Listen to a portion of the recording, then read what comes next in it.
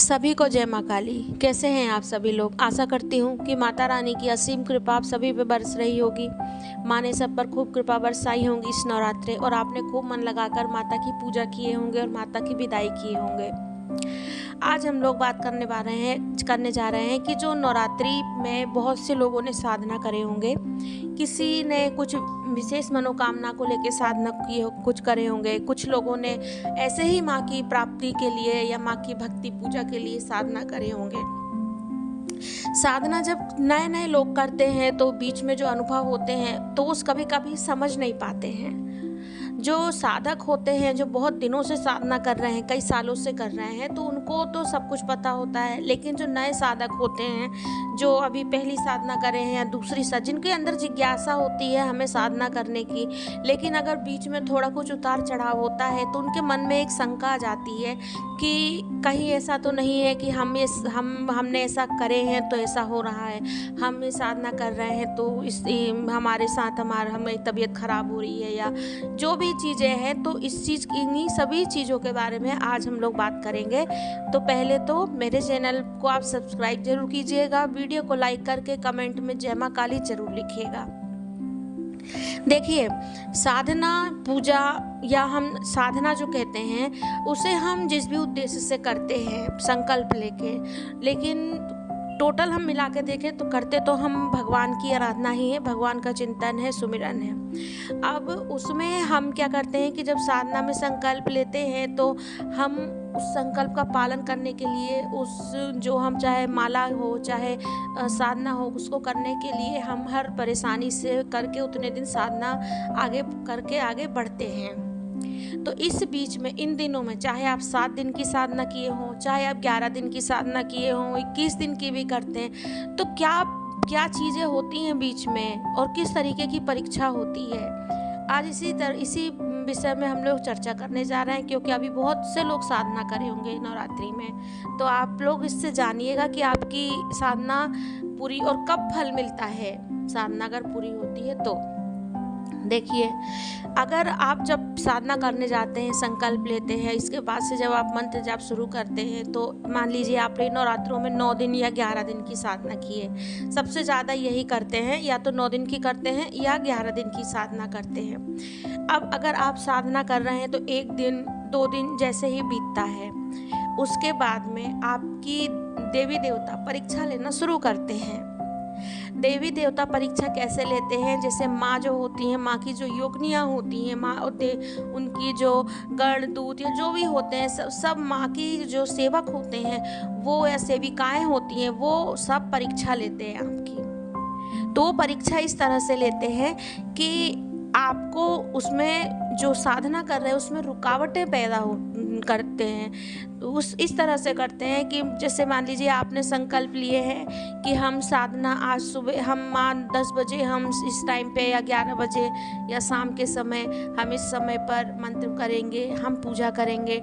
उस समय पर अक्सर क्या करेंगे कि आपको ऐसा काम ला देंगे बीच में कि आपका वो समय छूट जाए, और आपका समय अगर ऐसे छूट जाता है तो आपको लगता है अब तो 9 बज गया, अब ये समय छूट गया, मैं तो कर ही नहीं पाया या कर ही नहीं पाई, तो अब मेरी साधना तो खंडित हो गई और मैं अब ये साधना छोड़ दूं। और ये तो वही चाहते हैं, क्योंकि वो तो खुद ही माता की सेविकाएं हैं, इतनी मतलब वहाँ खुद इतनी संख्या में है, वो लोग बहुत परीक्षा लेती हैं कि देखें ये इस लायक भी है कि नहीं है।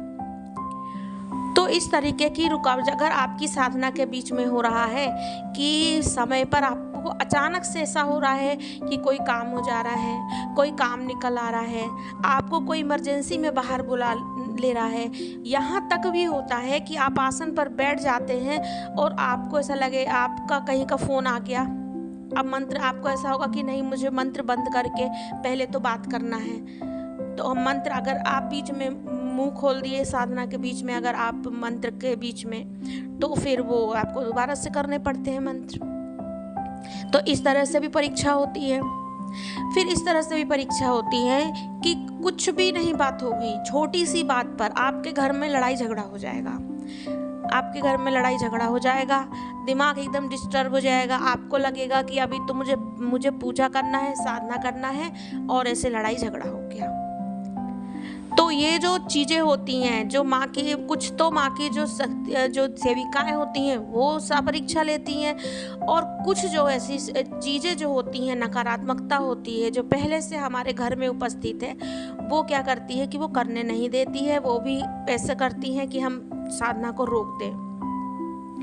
अब कुछ ऐसे भी नए-नए साधक होंगे जिनको नहीं पता है, या सिर्फ वो देखकर ऐसे साधना कर रहे हैं, तो वो सबसे स्टार्टिंग में ही माँ काली का मंत्र, जबकि हम लोग बार-बार जब वीडियो बनाते हैं तो बोलते हैं कि अगर आपने कभी साधना नहीं किए हैं तो माँ काली के मंत्र की साधना नहीं कीजिए, पहले आप माँ दुर्गा के सौम्य रूप के मंत्र की साधना कीजिए।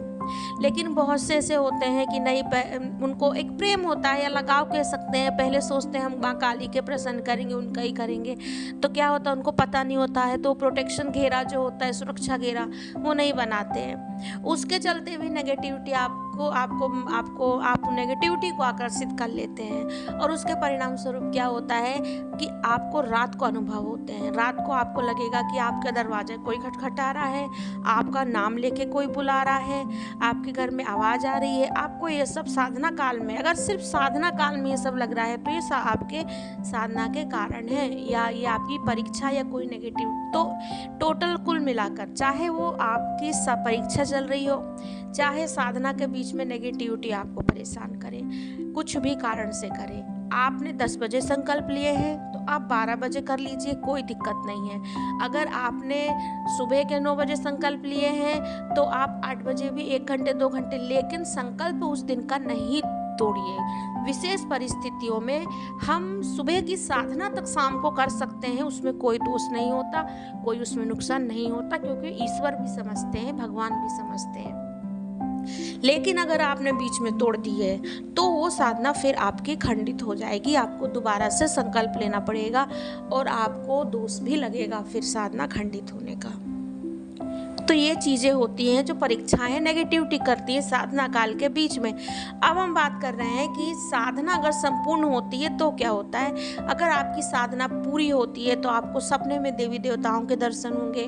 आप जिस भी मनोकामना के लिए आप साधना कर रहे हैं, आपको सपने में ऐसा लगेगा कि आपकी इच्छा पूरी हो रही है।